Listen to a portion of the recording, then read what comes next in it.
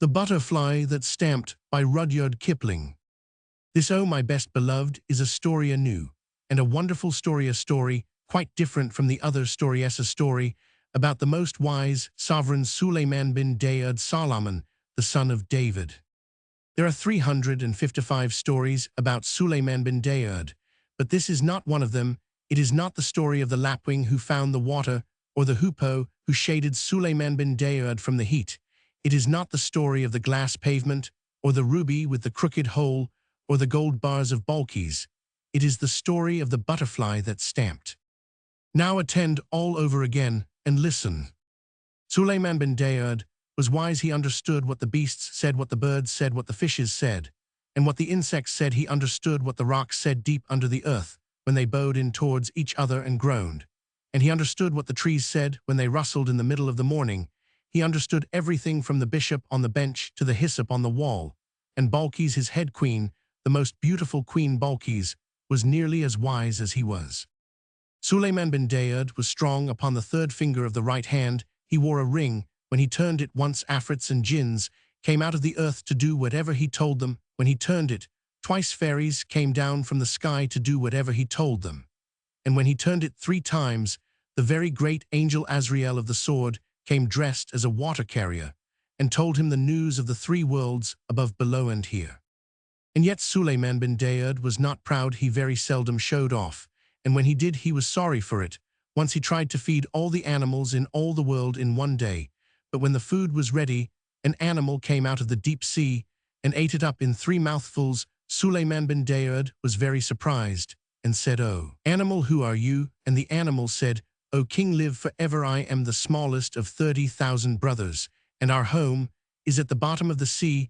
We heard that you were going to feed all the animals in all the world, and my brothers sent me to ask when dinner would be ready." Suleiman bin Daud was more surprised than ever and said, "O animal, you have eaten all the dinner that I made ready for all the animals in the world."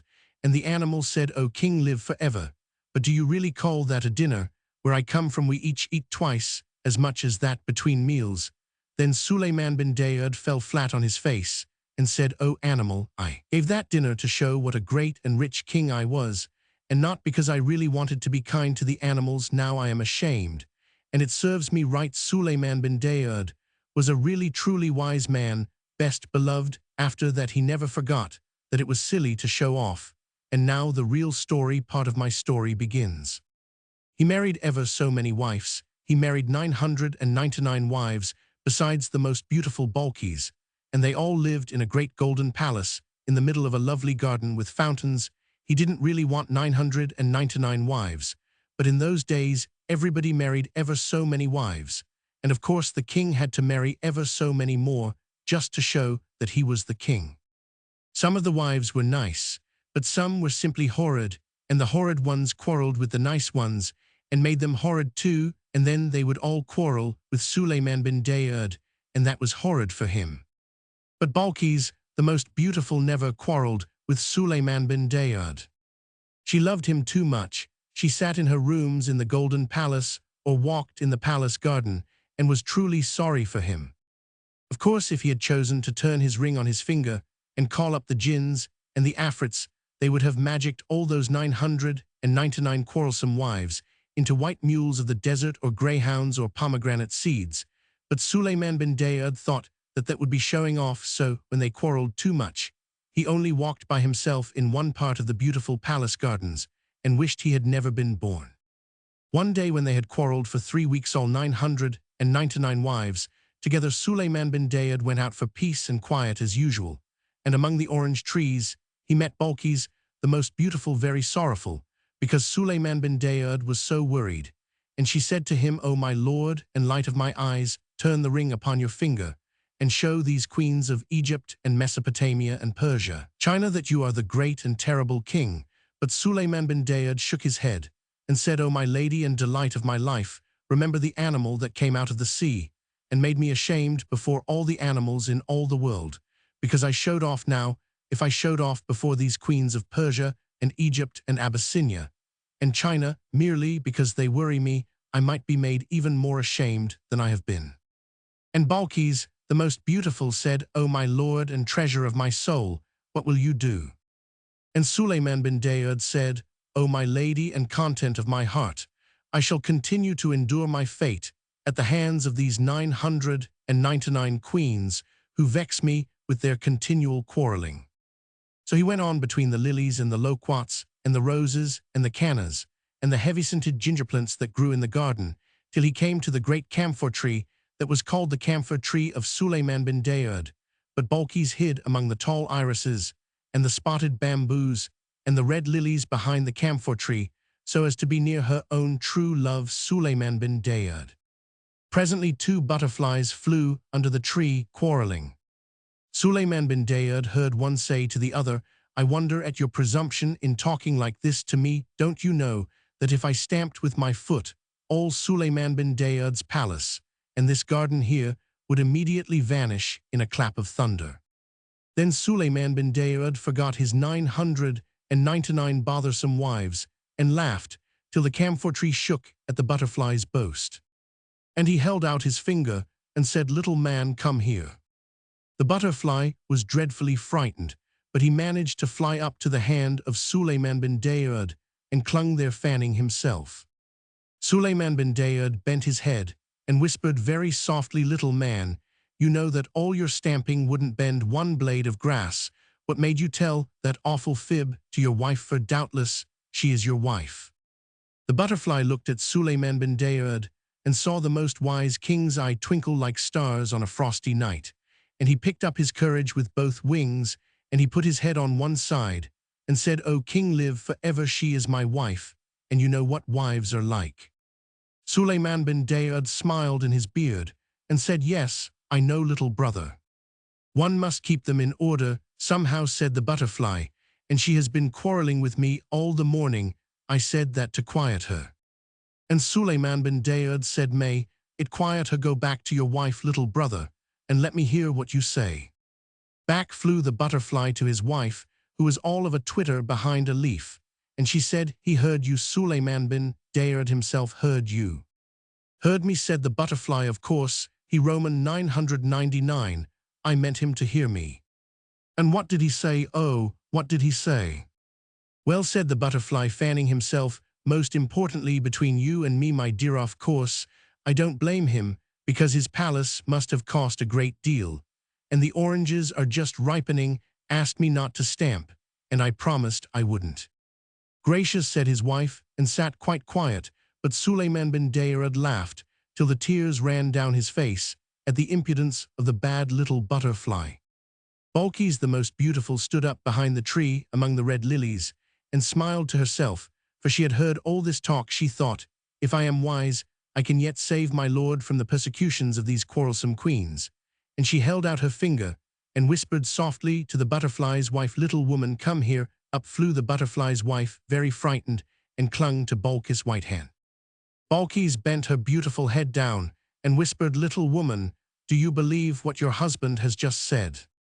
The butterfly's wife looked at Balkis and saw the most beautiful queen's eyes shining like deep pools with starlight on them, and she picked up her courage with both wings and said, "O queen, be lovely, for ever you know what menfolk are like."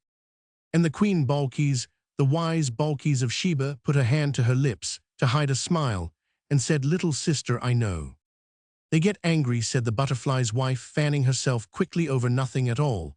But we must humor them, O queen, they never mean half they say. If it pleases my husband to believe that I believe he can make Sulayman bin Daud's palace disappear by stamping his foot, I am sure I don't care, he'll forget all about it tomorrow." "Little sister," said Balkis, "you are quite right. But next time he begins to boast, take him at his word, ask him to stamp, and see what will happen. We know what menfolk are like, don't we? Hell be very much ashamed." Away flew the butterfly's wife to her husband, and in 5 minutes they were quarreling worse than ever. "Remember," said the butterfly, "remember what I can do if I stamp my foot." "I don't believe you one little bit," said the butterfly's wife. "I should very much like to see it done. Suppose you stamp now." "I promised Sulayman bin Daud that I wouldn't," said the butterfly, "and I don't want to break my promise." "It wouldn't matter if you did," said his wife. "You couldn't bend a blade of grass with your stamping. I dare you to do it. she said, stamp, stamp. Stamp. Suleiman bin Daoud, sitting under the camphor tree, heard every word of this, and he laughed as he had never laughed in his life, before he forgot all about his queens. He forgot all about the animal that came out of the sea. He forgot about showing off. He just laughed with joy, and Balkis, on the other side of the tree, smiled, because her own true love was so joyful. Presently the butterfly, very hot and puffy, came whirling back under the shadow of the camphor tree, and said to Suleiman, she wants me to stamp. She wants to see what will happen. Oh, Suleiman bin Daoud, you know I can't do it, and now shall never believe a word I say, shall laugh at me to the end of my days. No, little brother, said Suleiman bin Daoud, she will never laugh at you again, and he turned the ring on his finger just for the little butterfly's sake, not for the sake of showing off. And lo, and behold, 4 huge jinns came out of the earth.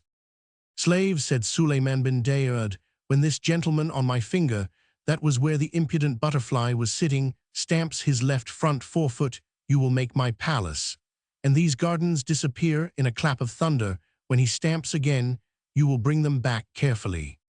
Now, little brother, he said, go back to your wife, and stamp all you've a mind to. Away flew the butterfly to his wife, who was crying, I dare you to do it. I dare you to do it, stamp, stamp. Now stamp. Balkis saw the 4 vast jinns stoop down to the 4 corners of the gardens with the palace in the middle, and she clapped her hands softly, and said, at last Suleiman bin Daoud will do for the sake of a butterfly what he ought to have done long ago for his own sake, and the quarrelsome queens will be frightened. The butterfly stamped, the jinns jerked the palace, and the gardens 1,000 miles into the air. There was a most awful thunderclap, and everything grew in Kipling. The butterfly's wife fluttered about in the dark, crying, oh, ill be good, I am so sorry I spoke. Only bring the gardens back, my dear darling husband, and ill never contradict again. The butterfly was nearly as frightened as his wife, and Suleiman bin Daoud laughed so much that it was several minutes before he found breath enough to whisper to the butterfly, stamp again, little brother, give me back my palace, most great magician. Yes, give him back his palace, said the butterfly's wife, still flying about in the dark like a moth. Give him back his palace, and don't let's have any more horrid magic. Well, my dear, said the butterfly as bravely as he could, you see what your nagging has led to. Of course, it doesn't make any difference to me. I'm used to this kind of thing, but as a favor to you and to Suleiman bin Daoud, I don't mind putting things right. So he stamped once more, and that instant the jinns let down the palace, and the gardens without even a bump. The sun shone on the dark green orange leaves, the fountains played among the pink Egyptian lilies, the birds went on singing, and the butterfly's wife lay on her side under the camphor tree, waggling her wings and panting, oh, ill be good, ill be good. Suleiman bin Daoud could hardly speak for laughing. He leaned back all weak and hiccupy, and shook his finger at the butterfly, and said, oh, great wizard, what is the sense of returning to me my palace, if at the same time you slay me with mirth? Then came a terrible noise, for all the 999 queens ran out of the palace, shrieking and shouting, and calling for their babies. They hurried down the great marble steps below the fountain 100 abreast, and the most wise Balkis went statelily forward to meet them, and said, what is your trouble, O queens? They stood on the marble steps 100 abreast, and shouted, what is our trouble? We were living peacefully in our golden palace, as is our custom, when upon a sudden the palace disappeared, and we were left sitting in a thick and noisome darkness. And it thundered, and jinns and afrits moved about in the darkness. That is our trouble, O head queen, and we are most extremely troubled on account of that trouble, for it was a troublesome trouble, unlike any trouble we have known. Then Balkis, the most beautiful queen, Suleiman bin Daoud's very best beloved queen, that was of Sheba and Sable, and the rivers of the gold of the south, from the desert of Zin to the towers of Zimbabwe. Balkis, almost as wise as the most wise Suleiman bin Daoud himself, said, it is nothing, O queens, a butterfly has made complaint against his wife, because she quarreled with him, and it has pleased our lord Suleiman bin Daoud to teach her a lesson in low-speaking and humbleness, for that is counted a virtue among the wives of the butterflies. Then up and spoke an Egyptian queen, daughter of a pharaoh hand. She said, our palace cannot be plucked up by the roots like a leek for the sake of a little insect, no, Sulayman bin Daud must be dead. And what we heard and saw was the earth thundering and darkening at the news. Then Balkis beckoned that bold queen without looking at her, and said to her and to the others, "Come and see." They came down the marble steps 100 abreast, and beneath his camphor tree still weak, with laughing they saw the most wise King Sulayman bin Daud rocking back and forth, with a butterfly on either hand. And they heard him say, "O wife of my brother, in the air remember, after this, to please your husband in all things, lest he be provoked to stamp his foot yet again, for he has said that he is used to this magic, and he is most eminently a great magician who steals away the very palace of Sulayman bin Daud himself. Go in peace, little folk." And he kissed them on the wings, and they flew away. Then all the queens, except Balkis, most beautiful and splendid Balkis, who stood apart smiling, fell flat on their faces, for they said, "If these things are done when a butterfly is displeased with his wife, what shall be done to us, who have vexed our king with our loud-speaking and open quarreling through many days?" Then they put their veils over their heads, and they put their hands over their mouths, and they tiptoed back to the palace, most mousequiet.